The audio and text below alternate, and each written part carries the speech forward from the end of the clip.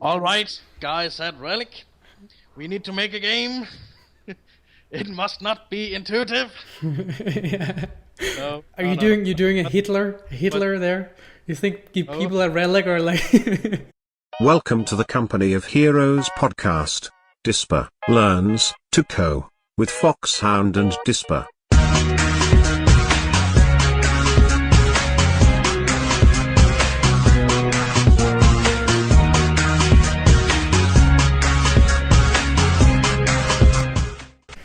All right, hello everybody. Welcome to the second episode of Desperate to Go. For our first episode, our pilot, we got a lot of useful feedback, a lot of constructive feedback as well. criticism? Yeah, and we found out that we did get a lot off topic in the first episode, and we removed some segments from it that. Some of the that most made it like longer. the satirical Yeah, segments. Yeah, and the result was that in the end it wasn't really a cohesive episode, Yeah. and we didn't really get all around to the points we wanted to get around. But we decided to leave that alone for now. That whole balance thing right now. We can always return to it later. But for this episode, we've decided on a new topic: consistency in Company of Heroes 2. Yeah, it's an interesting topic, and we've been discussing it a lot. Fiercely. Fiercely. Yeah. So, as per usual, you can expect fierce discussions. No, actually, I think let's try to Lots be of more. teeth. Yeah, we have to be more dialogical. You know, people were saying. Dialogical? Yeah, like talking with each other. I think Dialogical. I've never heard that before. it's a word. A word? Yeah. Word? And that's good criticism. Yeah, we need to learn how to talk, and Yeah. that's what this episode. Now the show is called Desperate to Go, and it's kind of a thing in this show that we are arguing a bit, because I have to learn, even though I know. But that's the whole point of the show. They didn't say anything about idiots running the show. So we also dubbed the episode Pershing and Consistency because it was Because the subject came out of a discussion we had about the Pershing, right? yeah The Pershing tank from in the US. a game where I had purchased it, where I had called it in, and the US, they have their unique thing, at least one of them, is that their vehicle crews, they have vehicle crews and they can jump out and repair or do other shit as well. But they can do that. And so when I called in my Pershing and he got damaged, and I was pressing T to get the crew to jump out, I realized, wait a minute, there is no crew. Yeah. You can't, the Pershing doesn't have that ability to jump out and repair itself. And I was like, what the fuck is this? Why did they do that? And for me it was just like, god damn it, another point of inconsistency in Company of Heroes 2, because I've seen quite a lot, I feel. Yeah, there are many inconsistencies. All the time. And maybe there are more than in Company of Heroes 1. I feel like there's more. A lot more. Yeah.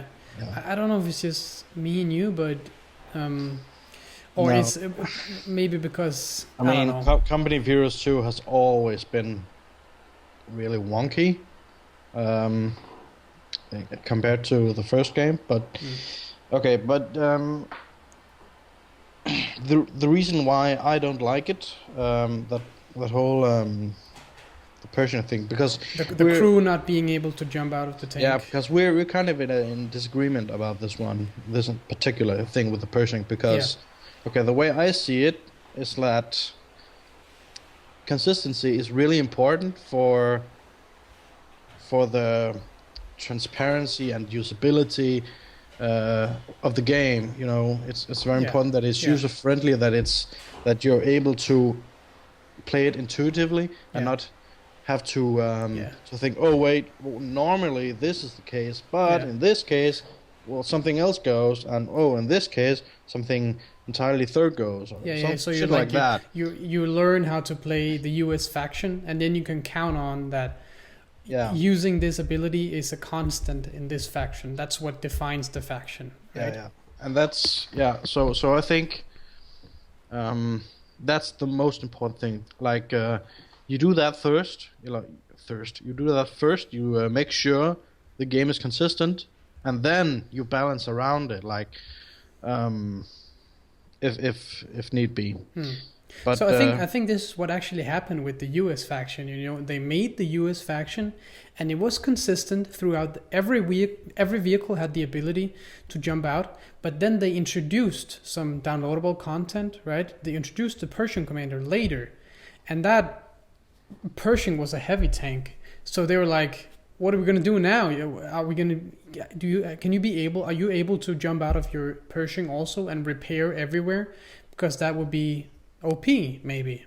So they decided. And that's where I disagree. Yeah, and I don't really know how I feel about this. I mean, would it be overpowered to be able to repair your Pershing everywhere? I don't know, but the fact is, and I think you're right there, that it really screws up the intuitive way that you use the US forces.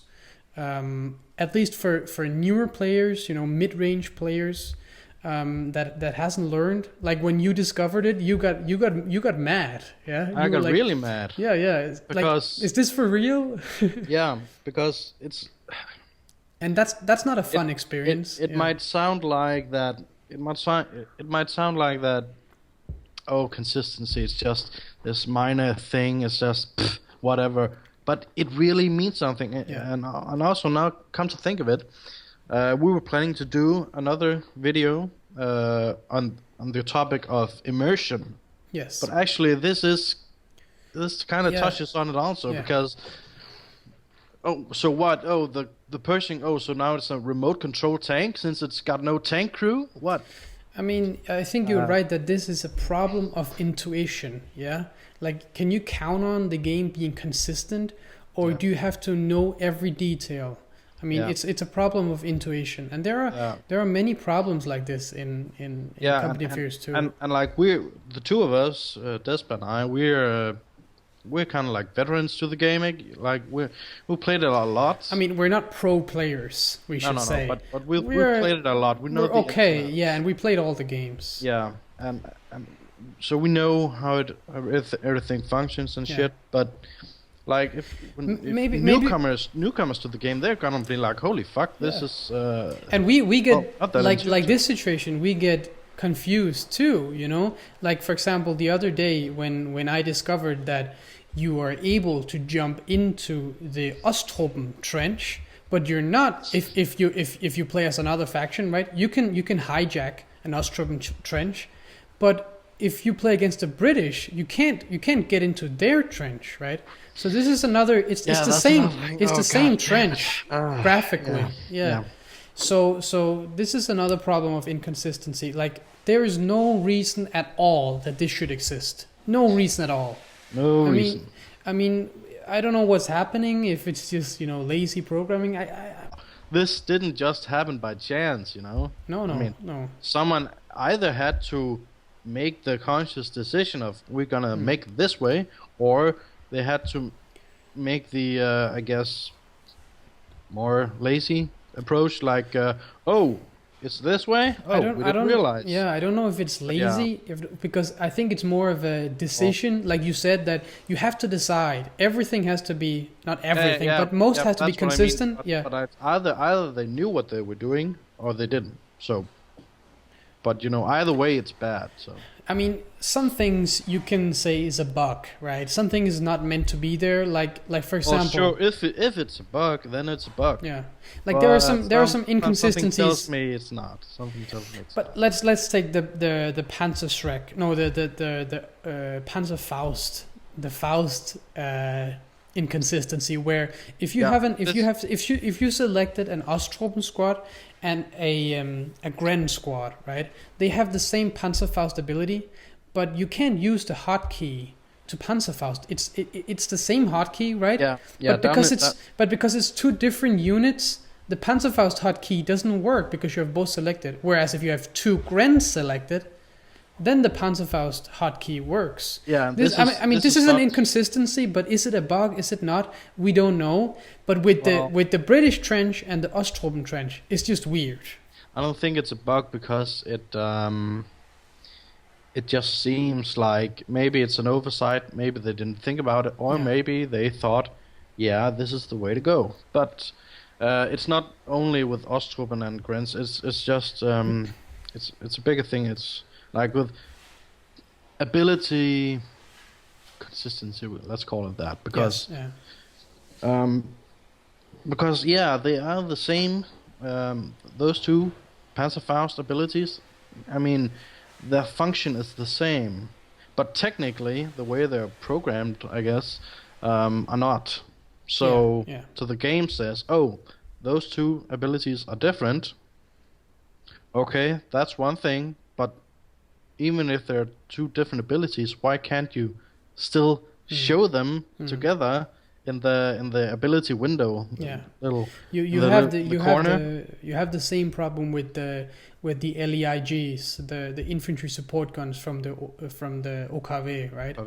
Yeah. That when one of the if you have two LEIGs, then if one of them hits level 4, then its barrage ability will change. I think it becomes like a double barrage, you know. Yeah. And then you can't select both of them and barrage together, right? Yeah, because it's then technically if you select both.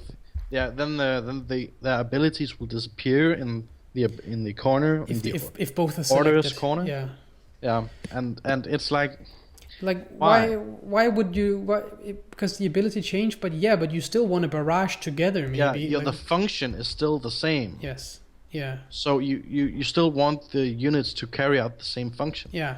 So this could be an oversight. You know, this could be something that they didn't. But the Pershing not being able to jump out was definitely not an oversight, right? That was something that they did. That's intentional. Yeah. So and if we're gonna return to that, Pershing, I mean, every other vehicle in the U.S. faction has that ability to jump out and repair its own vehicle, and that's the Americans. That's their thing. Yeah. In this game. Yeah. So, but you would argue that it makes the Pershing overpowered. You know, when we first talked about it, I was like, yeah, but you need to balance a heavy tank because it's a heavy tank. But when I think about it, if I think about, the perfect game, I want to build the perfect Company of Heroes game. Yeah. Of course, this would be a consistent across the whole faction. So you've come around. Yes. Hey. I did. Yeah. I finally learned to co. And the crowd goes wild. No, but I do think that if you can have things that are okay, we need to balance out of this. This cannot be, but they didn't even try to have the Pershing, the crew being able to jump off the Pershing. Or at least we don't think they did, because. Yeah, it could have been in a because beta. I very quickly came up with a way to balance it. Or what's your way? No, actually, my point was that it doesn't make it unbalanced because, okay, being able to jump out of the vehicle and repair it anywhere, well, that okay. First of all, that doesn't make it better in combat. So there's that. It makes it more. It's faster. It has a faster return to combat. It gives it better utility out of combat. Yes. But you could also just build a couple of rear echelon squads and just repair it anyway. Or with another faction like the Russians, you can just build a couple of engineers and repair it that way. I mean, so it's not like it gives it by having a crew able to jump out and repair the Pershing. It doesn't like give them some crazy unique advantage that no other. No. It's not a crazy advantage. I mean, the commander is already good. Everybody's using it right now. Yeah. Like maybe the last 10 games I've seen, U.S. forces have used the Pershing commander, so it's good. But I mean, it's not that this would be a significant, like a game-changing buff. And it would be none of the sort, because if it's out of combat, then it's out of combat. Yeah.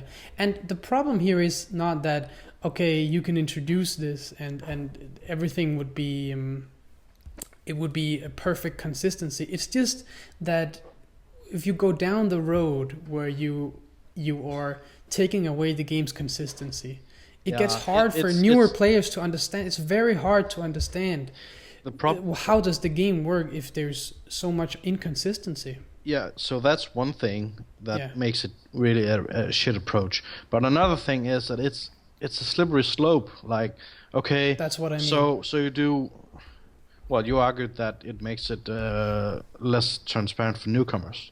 Now that's true. That's just one thing. Another thing is that it can create an evil circle. Yeah. Is it called that? Yeah. Evil spiral. Evil axis. Axis of evil. No. Anyway, it can create a slippery slope where okay, so we did that one thing where we screwed the consistency. Oh, okay, then let's do another thing and another thing. Yeah. Another thing. Then you have to balance something else, and you know. The thing is, if you take care of the consistency first and then balance around it, the consistency won't change. It will be like it is, and then you can balance around it. So you can always count on the things being consistent. And but you know the other way around yeah, it's like, okay, we balance it first, but then we screw the consistency. Oh, but because we did that, well, then that's gonna affect this thing over here. Okay, so now we gotta balance around. So now we have our balance over here that gets out of whack. Okay, then we gotta do some more magic with the consistency and make it even more screwed up. So now nobody gets what the fuck is going on. Yeah. It seems like trying to what's it called in English? Trying to jump over the lowest end of the fence. No, what the fuck is it called? It's just getting. Seems like trying to cut corners. Yeah. I think that's how it feels like, and it makes for a frustrating experience. At least if you just discover it, right? Yeah. You think that the faction is like this, and it's not. We were talking about something else that has to do with the consistency. Yeah. And that is the problem with the small arms damage in Company Heroes 2. Yeah. Because as it is right now, the same weapon on different units will have a very different damage profile, right? Yeah. I don't know how it was in Company of Heroes 1. Do you know? Because yes, I do. Was it the same? Was the damage profile on the same weapon always the same? Even though it's different very units? much seemed like it, because if you took a couple of engineers or pioneers, like, with submachine guns, yes, and you went straight up to like a rifle squad or a Fox squad, those engineers would rip the rifles or Fox a new fucking asshole. Yeah, that's. I remember that. That's how it was in Company of Heroes 1. Yeah. But in Company of Heroes 2, it's very different. For example, you could go up to. You can have engineers up in the German Wehrmacht engineers. Pioneers. Yeah, the pioneers with their submachine guns go up right in the face to riflemen or. Yeah. It won't do much. Or even conscripts, and they still get obliterated. So this is a problem of intuition also, right? That you think that your engineers with SMGs will be able to take on riflemen up close. Yeah, because But they're your not. because your brain says, "Oh, submachine guns. Those are meant for up close combat." Yes, Right? but in Company of Heroes No. 2, they're not. Yeah. German pioneers, Wehrmacht pioneers are not worth much. I mean, they can do some damage, but they are not combat viable in any way. Yeah. And we took a look at the stats, some yeah. of the damage stats, yeah, and about the STG 44, the Sturmgewehr 44 or the MP 44. What did you find out there?